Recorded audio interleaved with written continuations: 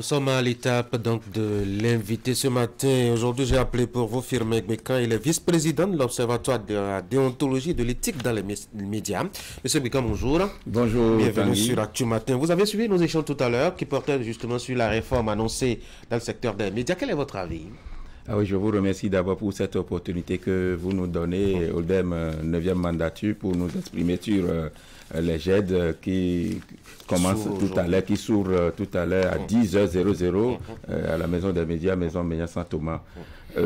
J'ai suivi effectivement votre débat sur les réformes demandées par le chef de l'État. Ça tarde à venir. Ça tarde véritablement, ça tarde. Ça fait 9 mois. Nous sommes en septembre. Le chef de l'État, c'est le 12 janvier dernier, si j'ai bonne mémoire, que le chef de l'État a lancé ce pavé, cette adresse à l'endroit de la HAC, 9 mois durant. Certainement que la HAC, dans son silence radio, est en train de faire de bonnes choses. Vous n'en saviez rien. Oui, justement. Qui appartenez quand même à une structure qui doit être au fait de l'information. C'est pourquoi nous sommes inquiets. Parce que cette HAC même doit pouvoir nous dire, je voudrais caricaturer quelque chose. Vous êtes à la maison, c'est l'heure du déjeuner ou bien du dîner, et votre épouse dit, je suis en train de faire la bonne cuisine pour vous. Elle est là. 3 heures de temps, vous n'avez rien. Vous ne sentez même pas l'odeur. Et elle ne vient pas de temps en temps vous dire, s'il vous plaît, mon très cher époux, ne vous fâchez pas, je suis en train... Oui. Cette HAC qui est muette depuis sur les réformes, vous avez dit. Oui, mais votre caricature me plaît très bien. Si monsieur est au salon, les pieds sur le guéridon face à la télé, et que 3 heures passent et qu'il ne voit rien, pourquoi est-ce que lui-même ne se lève pas pour aller jeter un coup d'œil à la cuisine pour voir ce qui se passe? Les structures fêtières, pourquoi est-ce qu'elles ne vont pas à la HAC demander ce qui se passe? Pourquoi elles n'organisent pas de conférence de presse pour demander ce qui se passe? Parce que quand elles sont sorties, à propos de la carte de presse, on l'a eu, notre carte de presse. Et Tanguy, oui. Vous êtes en train de me tirer la langue. Et si je la sors, c'est que je risque d'être amer. Ah oui, c'est l'ODEM, vous savez, tout ce qui a eu lieu avant que nous n'ayons notre audience avec le président de la HAC, évidemment, c'est à sa convenance, nous ne pouvons pas l'obliger à avoir un agenda. Oui, mais il n'y a pas que le président. Le président est entouré de beaucoup de conseillers. Le président, c'est toute une administration. En dehors du président, il y a quand même, évidemment, sur instruction du président, des gens qui peuvent nous informer, qui peuvent nous dire, nous sommes à tel niveau, nous évoluons. Pour la carte de presse, nous avons fait le déplacement, nous avons eu de très bonnes informations. Et quand nous l'avons eu, ça n'a pas tardé, effectivement, l'acte a suivi la parole. Nous avons eu nos cartes, même si à ce niveau, il y a eu à dire. Mais pour ce qui concerne le travail demandé par le chef de l'État, ce n'est pas nous qui avons demandé le travail, mais nous sommes les bénéficiaires. C'est à nous que cela va profiter. Il s'agit quand même de la vie professionnelle des journalistes.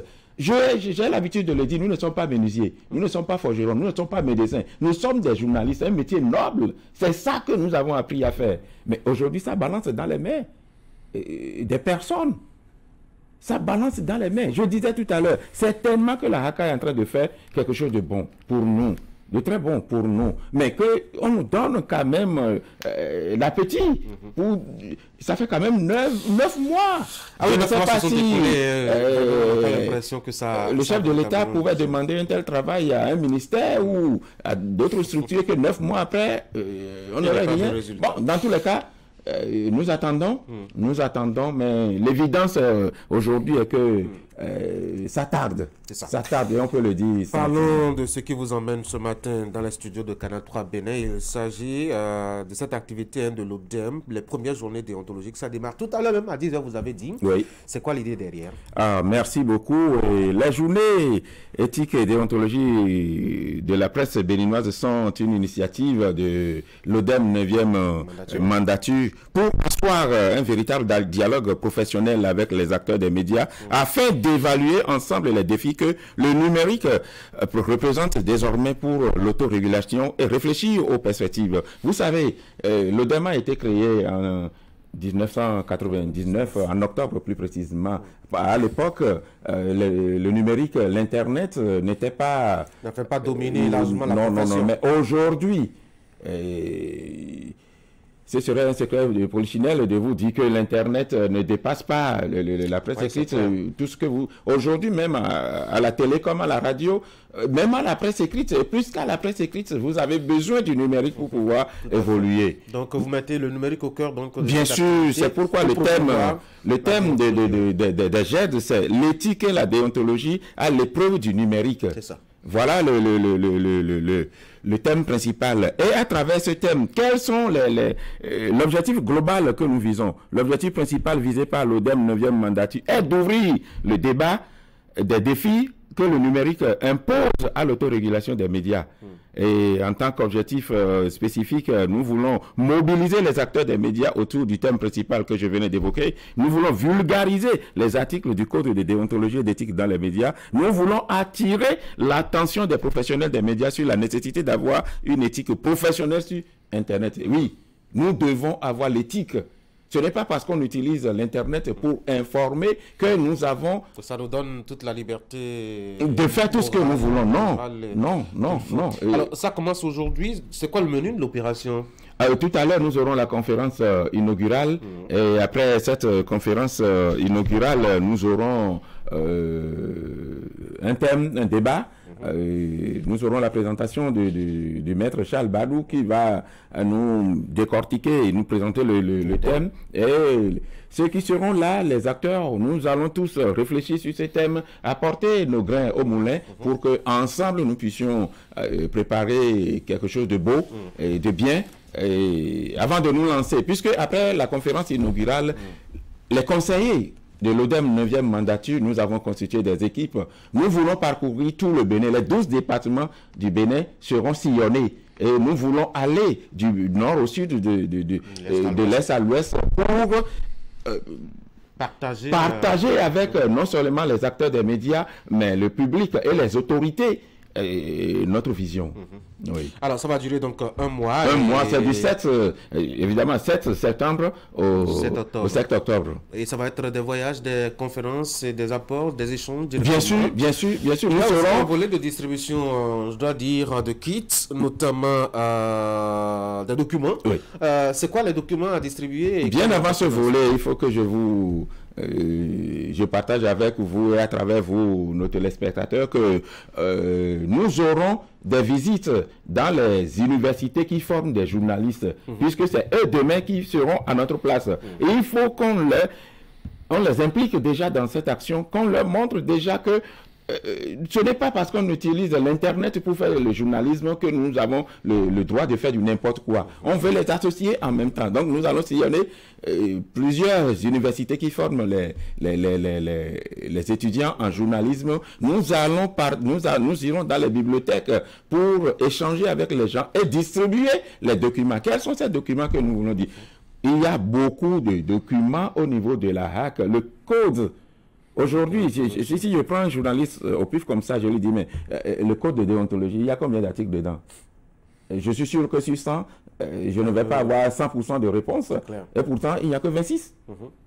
Mais il faut déjà échanger avec des gens, mettre ce document à la portée des journalistes. Il l'avait. Mais c'est un travail de recyclage que nous voulons faire en quelque sorte. Aller vers les autorités pour que ce n'est pas seulement les journalistes qui doivent savoir que il y a un code qui existe, qui est composé de tels articles. Les autorités aussi doivent le savoir, puisque c'est elles plutôt ceux qui se plaignent. C'est les autorités qui sont victimes de nos attaques, de nos matraques médiatiques. Donc, il faut également partager avec eux. Donc, il y a beaucoup de documents. Il y a les actes de l'ODEM, des rapports d'activité, tout ce que l'ODEM a fait juste là. Nous avons tout un tas de documents produits par nos prédécesseurs.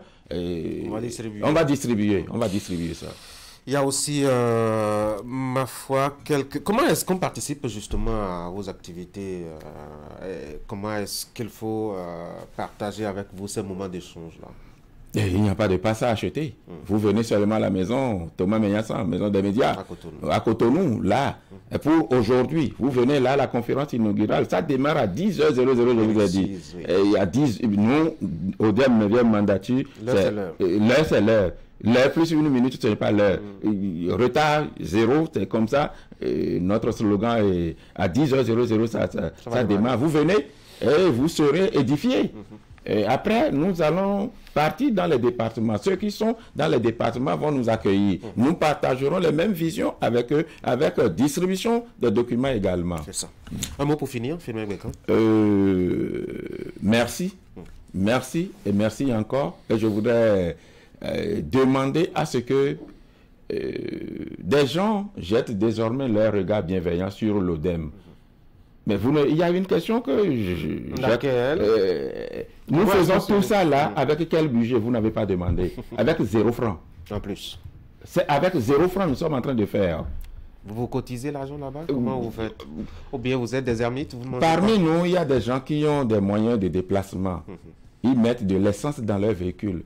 Ce sont avec ces moyens que nous voulons effectuer les déplacements. Oui, curieusement. Hein, curieusement. Dans le nord, bien sûr, c'est comme ça. Il y a des décisions prévues à Kandi, à Natitengu, à Djougou, à Kandi. Est-ce que je dois... Vous allez y aller avec vos propres moyens. Est-ce que je dois t'informer que pour faire le déménagement d'Akpakpa à la maison des médias, puisque nous avons changé de siège, l'ODEM n'est plus à Akpakpa, l'ODEM est à la maison des médias. Pour faire ce déménagement, est-ce que je dois vous informer que c'est avec nos propres véhicules nous sommes allés ramasser les effets de l'ODEM pour venir? Mais il n'y a pas de l'amour de la profession. Nous le faisons pour redorer le blason de notre profession. Nous le faisons parce que nous nous sommes engagés. Mais si les gens peuvent nous accompagner, ils seront les bienvenus. Absolument. Oui, c'est le moment, hein, l'occasion justement d'apporter un soutien à l'ODEM, l'Observatoire de déontologie et de l'éthique dans les médias, pour cette ambitieuse vision que son équipe a actuellement, la 9e mandature, de redorer le blason de la maison et surtout d'avoir à impacter directement, je dois dire, la qualité de service rendu par les journalistes, notamment pour leur cible. Firmin Bekan, vice-président de l'Observatoire de déontologie et de l'éthique dans les médias, merci d'être passé sur Actu Matin. Merci beaucoup, Tanguy. Bonne journée à vous. Bonne journée, que Dieu bénisse notre journée. Amen. Mesdames et messieurs, on va faire un tour à la régie, on va suivre la rue de presse. Moi, je reviendrai par ici vous dire merci, au revoir.